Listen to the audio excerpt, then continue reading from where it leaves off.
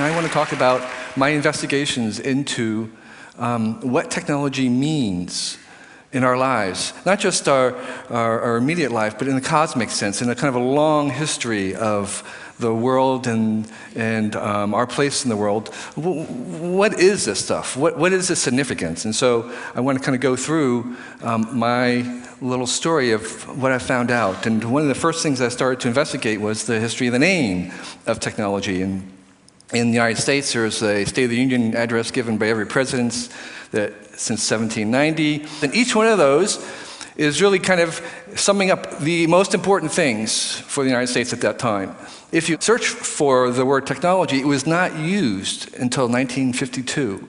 So technology was sort of absent from everybody's thinking until 1952, which happened to be the year of my birth. And obviously, technology had existed before then, but we weren't aware of it. And so it was sort of an awakening of this force in our life. I actually did research to find out the first use of the word technology, and it was in 1829, and it was invented by a guy who was starting a curriculum, a course, that bring together all the kinds of arts and crafts and industry, and he called it technology, and that's the very first use of the word. So what is this stuff that we're all consumed by and bothered by? Alan Kay calls it technology is anything that was invented after you were born, which is sort of the idea that we normally have about what technology is. It's all that new stuff. It's not roads or penicillin or factory tires. It's the new stuff. My friend Danny Hillis has a kind of a similar one. It says technology is anything that doesn't work yet, which is, again, a sense that it's all new, but we know that it's just not new. It actually goes way back, and what I want to suggest is it goes a long way back. So another way to think about technology, what it means is to imagine a world without technology. If we were to eliminate every single bit of technology in the world today, and I mean everything, from blades to scrapers to cloth, we as a species would not live very long. We would die by the billions, and very quickly the wolves would get us. We would be defenseless. We would be unable to grow enough food or find enough food. Even the hunter-gatherers use some elementary tools. And so they have minimal technology, but they have some technology. And those, if we study those hunter-gatherer tribes and the Neanderthal, which are very similar to early man, we find out a very curious thing about this world without technology. And this is a kind of a curve of their average age. There are no Neanderthal fossils that are older than 40 years old that we've ever found. And the average age of most of these hunter-gatherer tribes is 20 to 30. There are very few young infants because they die at a high mortality rate, and there's very few old people. So the profile is sort of your average San Francisco neighborhood. A lot of young people. And if you go there, you say, hey, everybody's really healthy. Well, that's because they're all young. The same thing as with the hunter-gatherer tribes and early men is that you didn't live beyond the age of 30. So it was a world without grandparents. And grandparents are very important because they are the transmitter of cultural evolution and information. Imagine a world, and basically everybody was 20 to 30 years old. How much learning can you do? You can't do very much learning in your own life. It's so short, and there's nobody to pass on what you do learn. So that's one aspect. It was a very short life. But at the same time, anthropologists know that most hunter-gatherer tribes of the world without very little technology actually did not spend a very long time gathering the food that they needed, 3 to 6 hours a day. Some anthropologists call that the original affluent society because they had banker hours, basically. So it was possible to get enough food, but when the scarcity came, when the highs and lows and the droughts came, then people went into starvation, and that's why they didn't live very long. So what technology brought through the very simple tools like these stone tools here, even something as small as this, the early bands of humans were actually able to eliminate to extinction about 250 megafauna animals in North America when they first arrived 10,000 years ago. So long before industrial age, we've been affecting the planet on a global scale with just a small amount of technology.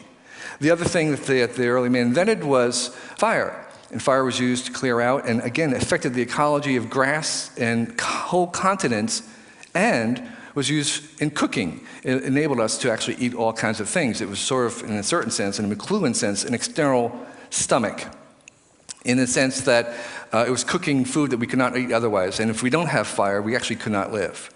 Our bodies have adapted to these new diets. Our bodies have changed in the last 10,000 years. So with that little bit of technology, humans went from a small band of 10,000 or so, the same number as Neanderthals everywhere, and we suddenly exploded. With the invention of language around 50,000 years ago, the number of humans exploded and very quickly became the dominant species on the planet. And they migrated into the rest of the world at 2 kilometers per year until within several tens of thousands of years, we occupied every single watershed on the planet and became the most dominant species with a very small amount of technology. And even at that time, with the introduction of agriculture, 8,000, 10,000 years ago, we started to see climate change. So climate change is not a new thing. What's new is just the degree of it was. Even during the agricultural age, there was climate change. And so already, small amounts of technology were transforming the world. And what this means, and where I'm going, is that technology has become the most powerful force in the world. All the things that we see today that are changing our lives, we can always trace back to the introduction of some new technology. So it's a force that is the most powerful force that has been unleashed on this planet. And it's such a degree that I think that it's become who we are. In fact, our humanity and everything that we think about ourselves is something that we've invented. So we've invented ourselves. Of all the animals that we have domesticated, the most important animal that we've domesticated has been us. Okay? So humanity is our greatest invention, but of course, we're not done yet. We're still inventing, and this is what technology is allowing us to do, is to continually to reinvent ourselves. It's a very, very strong force. I call this entire thing, us humans as our technology, everything that we've made, gadgets in our lives, we call that the technium, that's this world. My working definition of technology is anything that useful that a human mind makes. It's not just hammers and gadgets like laptops, but it's also law. And of course, cities are ways to make things more useful to us. While it's something that comes from our mind, it also has its roots deeply into the cosmos. It goes back. The origins and roots of technology go back to the Big Bang in this way, in that they are part of this self-organizing thread that starts at the Big Bang and goes through galaxies and stars into life, into us. And the 3 major phases of the early universe was energy. When the dominant force was energy, then it became the dominant force as it cooled, became matter. And then with the invention of life, 4 billion years ago, the dominant force in our neighborhood became information. That's what life is, it's an information process that was restructuring and making new order. So those energy, matter, Einstein showed were equivalent, and now the new sciences of quantum computing show that entropy and information and matter and energy are all interrelated. So it's one long continuum. You put energy into the right kind of system, and out comes wasted heat, entropy, and exotropy, which is order. It's the increasing order. So where does this order come from? Its roots go way back. We actually don't know. But we do know that the self-organization trend throughout the universe is long, and it began with things like galaxies. They maintained their order for billions of years. Stars are basically nuclear fission machines that self-organize and self-sustain themselves for billions of years, this order against the extropy of the world. And flowers and plants are the same thing, extended. And technology is basically an extension of life. So one trend that we notice in all those things is that the amount of energy per gram per second that flows through this is actually increasing. The amount of energy is increasing through this little sequence, and that the amount of energy per gram per second that flows through life is actually greater than a star because of the star's long lifespan. The energy density in life is actually higher than a star, and the energy density that we've seen the greatest of anywhere in the universe is actually in a PC chip. There's more energy flowing through per gram per second than anything that we have any other experience with. And so what I would suggest is that if you want to see where technology is going, we continue that trajectory, and we say that it's going to become more energy dense. That's where it's going. And so what I've done is I've taken the same kinds of things and looked at other aspects of evolutionary life and say, what are the general trends in evolutionary life? And there are things moving towards greater complexity, moving towards greater diversity, moving towards greater specialization, sentience, ubiquity, and most important, evolvability. Those very same things are also present in technology. That's where technology is going. In fact, technology is accelerating all the aspects of life. We can see that happening just as there's diversity in life, there's more diversity in things we make. Things in life start off being general cell and they become specialized. You have tissue cells, you have muscle, brain cells, and same thing happens with, say, a hammer, which is general at first and becomes more specific.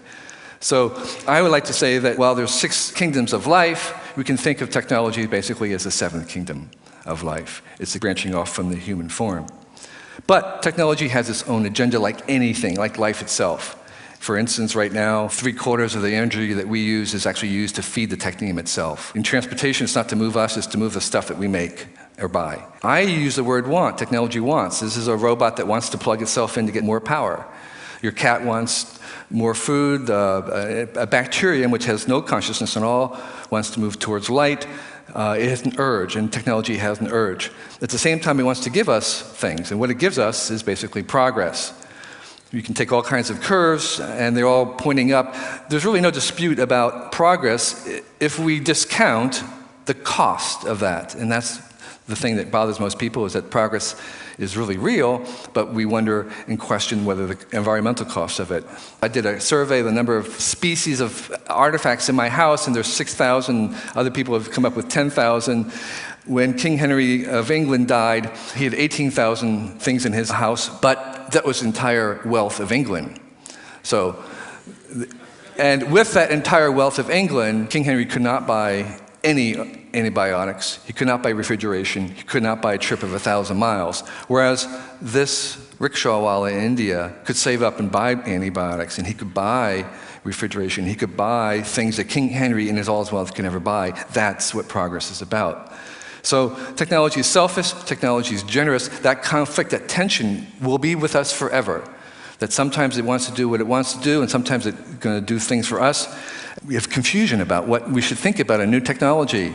Right now, the default position about when a new technology comes along is people talk about the precautionary principle, which is very common in Europe, which says basically don't do anything. When you meet a new technology, stop until it can be proven that does no harm. I think that is really leads nowhere, but a better way is to what I call a proactionary principle, which is you engage with technology.